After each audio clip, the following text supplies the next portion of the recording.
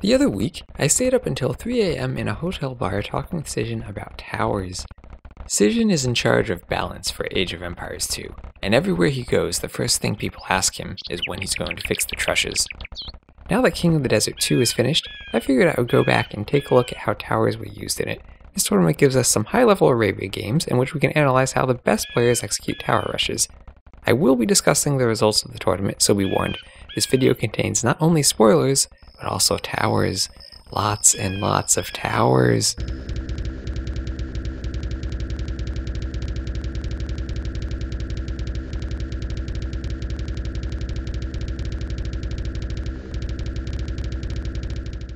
I'll break this analysis down into 4 different categories of trushes. First is the popular men-at-arms trush, where a player makes 3 or more militia while advancing to the feudal age and sends them across the map along with the tower-building villagers. Second is what I'll call the naked trush. Here a player clicks up quickly to the feudal age and sends just villagers to build the towers without any military to support them. Next is the sneaky trush, where a player sends 1 villager to build a hidden tower in a place where their opponent hopefully hasn't scouted. And finally, we have the delayed trush, where a player doesn't open with towers, but instead waits until after their initial opening to decide to make towers as a follow-up. There were 34 games played in the final 3 rounds of King of the Desert 2. With 2 players each game, there were a total of 68 openings chosen by the players. I watched all of these games and summarized the openings that were used, and I counted a total of 17 tower rushes. That count only includes offensive towers, not towers made defensively in response to an offensive tower or other attack. If you want to learn how to defend against a trush, or even how to execute a trush yourself, then hopefully you'll learn something from these games. At the end, I'll also discuss some of the proposed ideas that have been floating around the community about how to nerf trushes. There will undoubtedly be a balance patch coming up sometime soon, so it will be good to understand how towers are used currently and how they can potentially be changed without drastically altering the game. Let's get started. First up, let's look at the men-at-arms trush.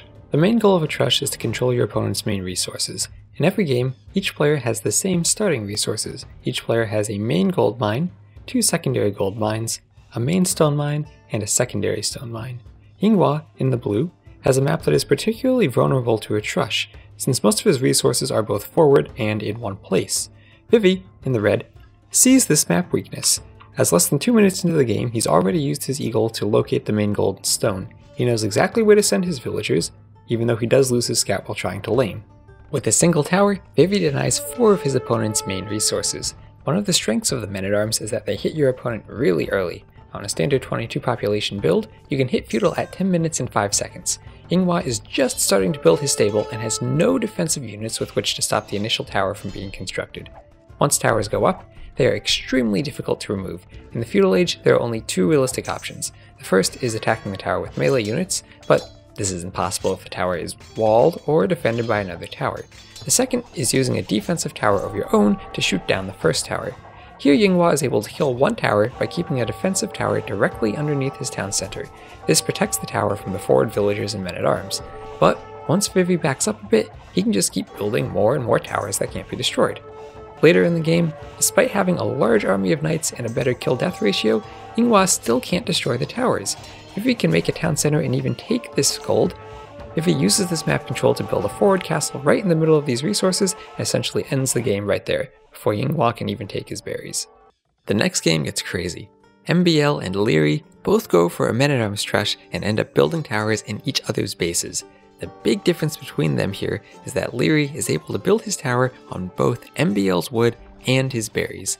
Leary does a great job of scouting, initially sending his villagers straight towards MBL's town center, but then turning and going around the forest after he sees the initial walls with his eagle. Both players have similar wood situations, where they need to build a second lumber camp at the back of their bases. But Leary's berries are safe, and he quickly takes a huge advantage in the total amount of food he's gathered. He's even able to take MBL's berries from underneath his forward tower. As the Mayans, the longer lasting resources mean that Leary's hunt lasts longer. He gathers more food from the animals and doesn't need to add farms in the early feudal age. Leary is also able to take advantage of the really close zebra. The custom version of Arabia, used for King of the Desert 2, reskins the animals so that the map contains zebras and ostriches instead of deer. This version consistently has 3 zebra between 16 and 20 tiles, whereas deer could be much further away from players on standard Arabia. Thus players can use the deer consistently on this map. MBL, meanwhile, runs out of animals, loses his berries, and is forced to spend wood adding early farms. This is wood that Leary doesn't need to spend, and he is able to add in an archery range and create archers. MBL is forced into going up with a market and blacksmith and plays almost the entire game without an army. And remember the previous game, where Vivi kept his villagers alive underneath a forward tower. MBL is able to do the same thing in this game. Leary can't kill the forward villagers with archers because they can just garrison inside of the tower. Despite having 0 military units, this one tower allows MBL first to deny Leary from placing a town center on his stone, and second, to build a forward castle inside of Leary's base. All of this with 0 military. The conquistadors aren't quite enough to overcome the large deficit, but the towers still allow MBL to drag out the game much longer than it probably should have lasted. Next we have Vivi going for a men-at-arms trush versus Leary going for men-at-arms archers. Vivi goes up on 21 population, Leary goes up on 22, and Vivi is able to push across the map just a bit more quickly and places down an offensive tower. This first tower takes out Leary's main stone and one of his wood lines. Leary, however, had already split his lumber camps onto separate forests. Instead of needing to run away and rebuild a new lumber camp like he did versus MBL, here he can simply move to the other one he already has running.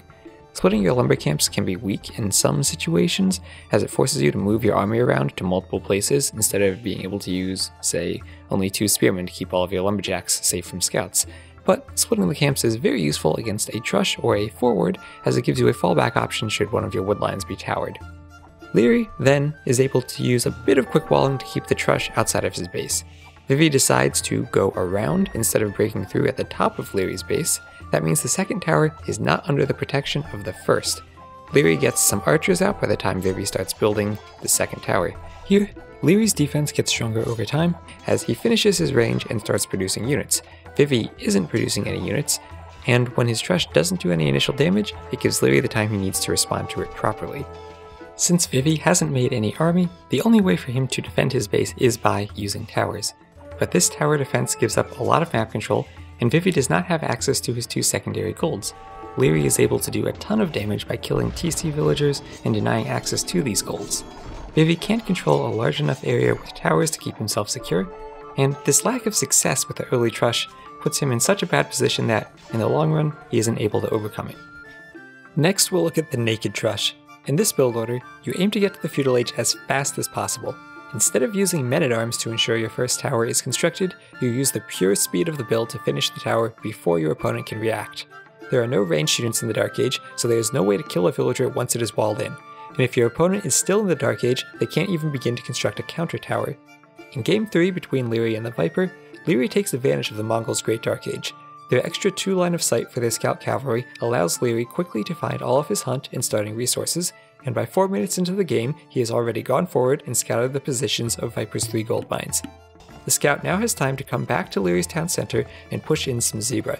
The hunt bonus lets Leary click up on only 18 population. Sometimes you'll see unique trush builds where you build a mill before a lumber camp and chop stragglers, but with the Mongol hunt bonus, Leary can use a standard build order and click up on this low number of villagers.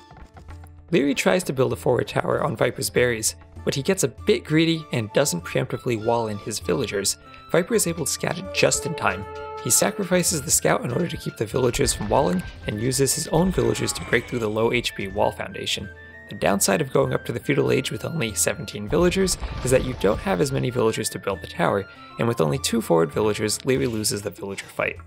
He now has to abandon the second tower, as Viper is in the feudal age by that point and can build the defensive tower with more villagers. Since Leary doesn't commit too many villagers to the trush and keeps them alive, he is able to recover and to transition into scouts off the back of the Mongol hunt. The attempted towers delay Viper just enough that Leary has time to full wall, and the game progresses into a scout war without further towers. This game is the only real example of a super fast trush build in the matches I reviewed. So why is this build used only once? Well, the low eco approach is the trush hurt perhaps the most by the recent changes to increase the cost of towers by 25 wood. With such a small number of villagers, the extra wood cost makes it harder for the trusher to afford towers, but the naked trush used to be significantly more powerful, especially during the African Kingdoms expansion before the Rise of the Rajas was released. There was an old tournament played on the African Kingdoms version of Wooloo Kingdoms called Enter the Sahara. In Game 7 of the finals, Tato and Melkor faced off in a hidden civ free pick matchup on Arabia. But towers had proved to be so OP that we ended up with a Mirror Koreans war. Tato won by going for a 20 pop trush, complete with an early mill and no plan to make units. Melkor tried to counter with a 22 pop trush of his own. There was no men-at-arms shenanigans, they just walked villagers straight across the map to make towers. The African kingdoms introduced a technology called arrow slits in an attempt to see more use out of guard towers and keeps. This technology was available to all civilizations in the Castle Age, cost only 150 food and 150 wood, and gave towers extra attack. But towers became pretty much impossible to remove once the Trusher made it to the Castle Age. The technology has since been made less powerful and moved to the Imperial Age, but for a time it made trushing by far the strongest strategy in the game.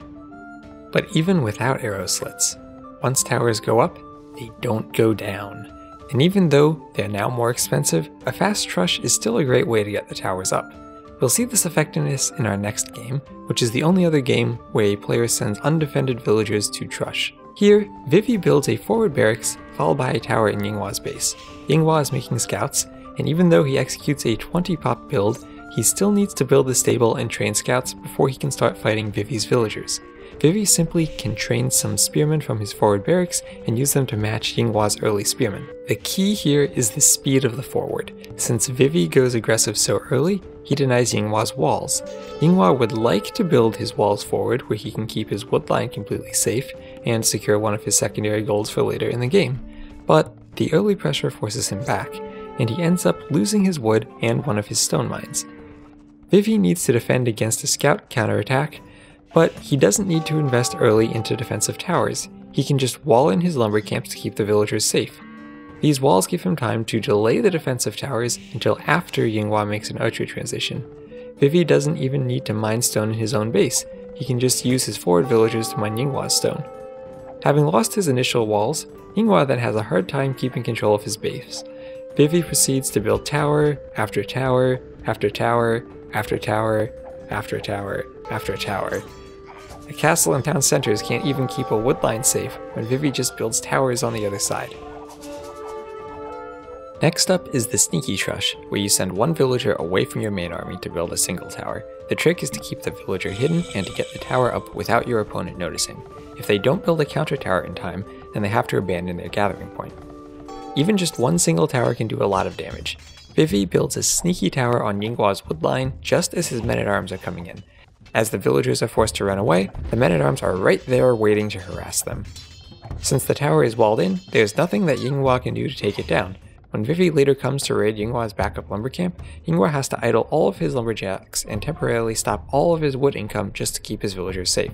The first lumber camp was in a much safer, walled position where those archers would not have been able to do this much damage. And the tower continues to help, as later on it prevents Yinghua from being able to add more layers of wall to keep out Vivi's army. All of this damage occurs because of just one single tower. If you suspect a sneaky tower is being constructed behind your wood line, you can confirm your suspicions by taking a villager and trying to build a palisade wall outside behind your wood. If it turns red, that means you can't place it because there's an enemy unit there. That indicates a tower is going up, so you can start constructing your own defensive tower or run your villagers away, depending on how you want to respond. In this next game, Viper tries to build a sneaky tower on Tato's gold. Tato has walled off this side of his base, but the gold is close enough to the walls that it can still be pressured. Viper builds the tower with a single villager, but Tato notices just in time and is able to rush up his own defensive tower with lots of villagers. Viper's tower does get completed, but with only a single villager, the snake can't win the tower fight. In the previous game, Vivi had his men-at-arms in position to force villagers away from the woodline in combination with the tower, but here, Viper isn't able to force Tato completely off of the gold. The tower does, however, still cause some idle time for 5 of Tato's villagers. The 2 exposed golds at the front of Viper's base make an ideal target for a tower, and Tato does just that, deciding to stay in the feudal age to pressure with a tower while Viper goes up to the castle age. Tato manages to deny both golds and to take out Viper's production facilities, but Viper is Viper though, and still manages to survive. However, even when Tato's army is killed, the only way Viper is able to take out the tower is with 2 mangonels being repaired by a villager. These towers just don't want to go down. Next we have Mr. Yo, who fights off Lix's men-at-arms just to be faced with a full wall. Yo reacts by building a single tower on Lix's woodline. Like in the previous game, Lix sees this tower and puts up a counter tower. Yo commits more villagers and finishes his tower, but unlike the last game, Lix decides to move to a different lumber camp rather than idle his villagers by committing to a tower fight.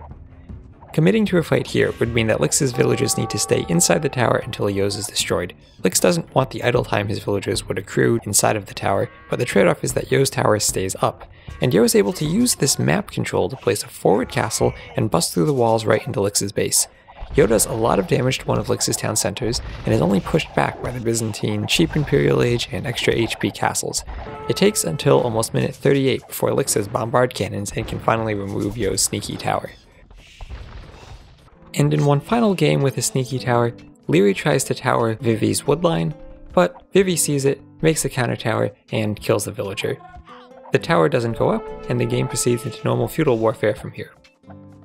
And the final category of games is what I'll call the delayed trush. Here a player commits to an opening that does not involve towers, but transitions into a full-on tower rush later in the feudal age. In our first example, we join a game between Lix and Mr. Yo. Lix opens with Frankish scouts, and he uses both the early 19 pop uptime and the faster berry gathering bonus to produce more scouts, and the extra HP allows him to get an early advantage against Yo's men-at-arms. Only after he's established this early map control, around 12 minutes and 30 seconds into the game, does Lix start sending the villagers forward for the trush. Yo is walled by the time the villagers get there, but his main gold, main stone, and one of his extra golds are so far forward that the walls don't protect them.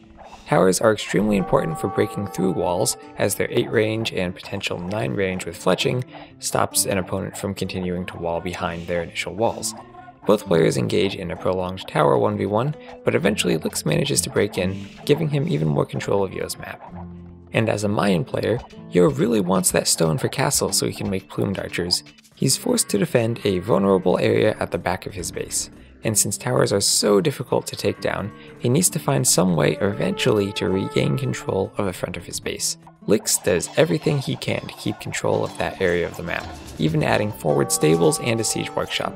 Since Yo lost the initial tower fight and had to move back to a second layer of walls, Lix's towers end up forcing him to build the castle not at the front of his base where he wants it, but rather at the side of his base where it isn't as useful at defending his main resources. Even though Lix didn't completely cut off Yo's stone production, the towers still continue to do damage well into the castle age. Not even battering rams are enough to take them out, as walls, bad pathfinding, and Lix's knights all combine to stop the rams and protect the towers. Arabia maps always have 2 neutral gold mines of 3 gold tiles, but Lix is able to control both of these mines.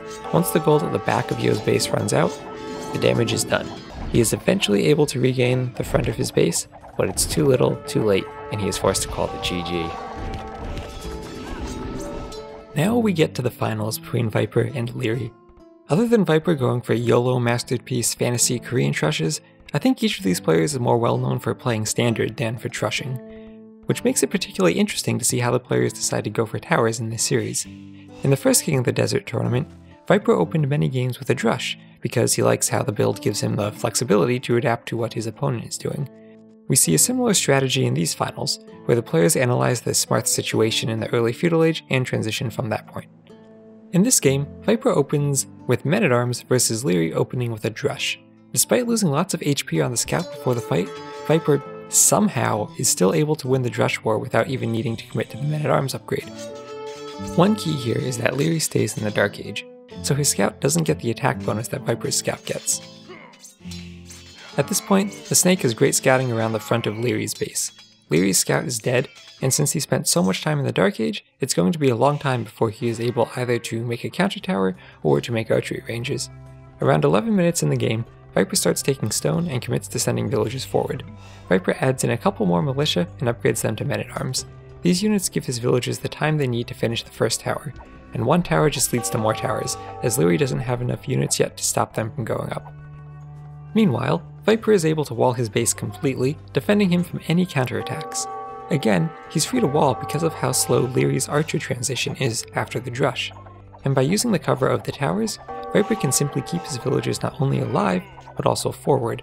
Then with all of the walls and towers, Viper saves resources by not committing into a large feudal age army. He just creates a handful of skirmishers, whereas Liuto commits into a large army that can't attack anything. With the monastery and siege workshop underneath the towers, there's nothing Liuto can do to fight there. Monks counter knights, and they can even garrison inside of the towers to protect themselves. When Viper makes mangonels, the monks keep them safe from knights, and when Liuto makes crossbowmen, they can't fight underneath the tower and mangonel fire.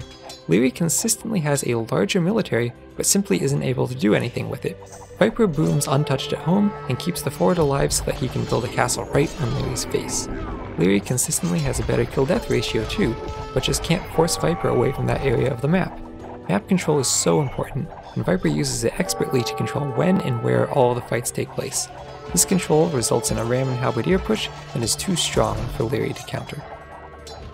In Game 8, Viper similarly adds in towers after seeing that Liuto is drushing, but here, instead of a drush flush, Liuto goes for the classic drush fast castle.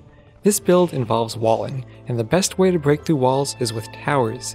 Just like last game, the towers remain standing throughout the entire game, and Viper keeps his villagers and army alive underneath them. Eventually, Viper uses this map control to build yet another forward castle right on Liuto's face, again winning the game. In Game 6, we have the opposite strategies, as Viper walls to go for a drush fast castle, and Liuto goes for towers once he sees the walls. But here, Liuto's towers don't really threaten anything. In the previous game, Viper had followed his forward towers by mining forward stone and adding in a forward archery range. Here, Liuto abandons his towers and returns his villagers back to his own economy. He has to retreat his army because he does not wall his own base, and he needs something to defend it. Viper then is able to use a few mangonels actually to clean up the forward towers since they aren't defended by anything. Liuto then ends up needing to defend against crossbowmen while in the feudal age. Crossbowmen with bodkin arrow have 7 range and actually are really effective at killing feudal age skirmishers. That makes towers and walls pretty much the only defense. And Liuto does a fairly good job of playing tower defense. Even though Viper is in the castle age first, he needs to use this fast time to push with crossbowmen and isn't able to add in town centers immediately. This delay gives Liuto the time he needs to close the gap and keep his economy almost even with Viper's. But by the time Liuto comes forward to pressure Viper, Viper has regained control of the front of his base, and he is able to fight off Liuto and win the game from there. The final game is a Mesoamerican war, where Viper ends up making a large army of skirmishers and trying to break through Liuto's walls. There's a certain duality between walls and towers, where one is necessary to stop the other. As Viper keeps attacking Liuto's walls, Liuto responds by continuing to wall behind the towers. Liuto makes a large army of archers. Against Viper's skirmishers, this army is useless. But unlike skirmishers, archers are good at killing villagers. Liuto's goal in this situation is to get his archers to attack Viper's base, but at the same time, he needs to keep himself safe. Since Liuto's archery ranges are at the front of his base, Viper doesn't want to engage underneath them. Fighting there would just make the fight easier for Liuto, as his reinforcements would arrive instantly at the battle. So Viper needs to go around, but Liuto uses the forests around his base for multiple layers of walls. First, fully around the base, second, behind these walls, and third, from a forest to his town center. None of these walls stop Viper completely, but they give Liuto the freedom he needs to move out with his archers. They head straight into an unwalled and undefended base, and the damage Liuto is able to inflict here gives him an insurmountable lead. So there you have it. Every single trush from the final 3 rounds of King of the Desert 2. Sijin certainly has his hands full in balancing the towers.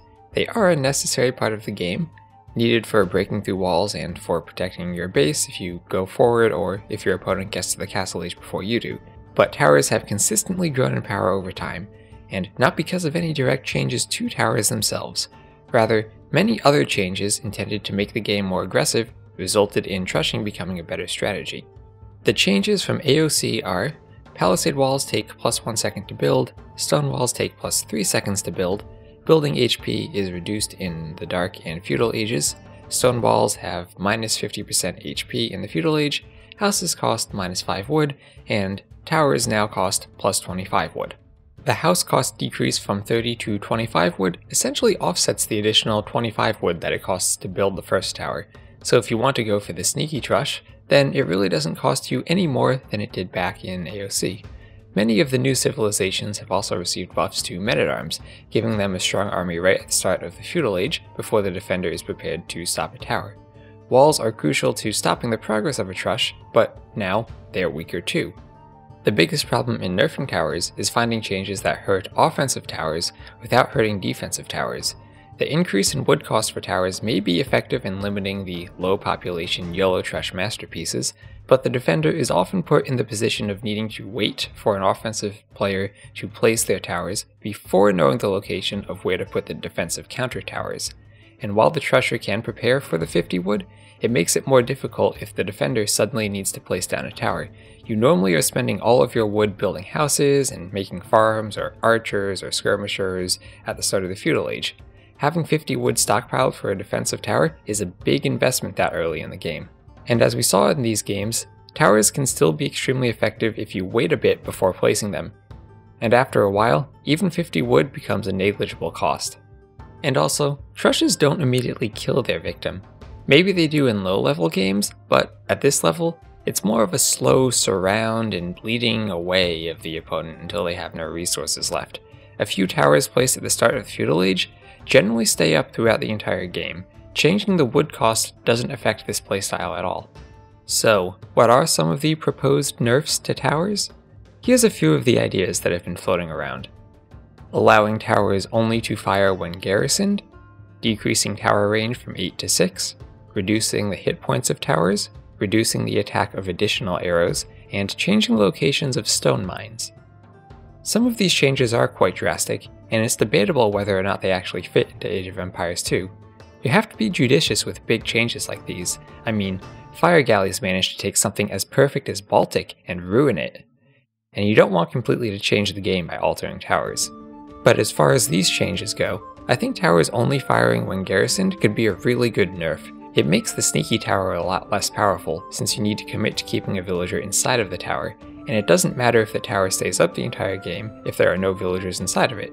It also means you can't simply build lots and lots of towers in an opponent's base, but rather need some way to keep them garrisoned.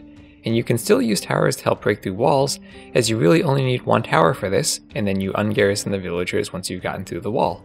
Defensive towers should still work, as you tend to garrison them with villagers to keep them safe whenever enemy units are nearby anyway.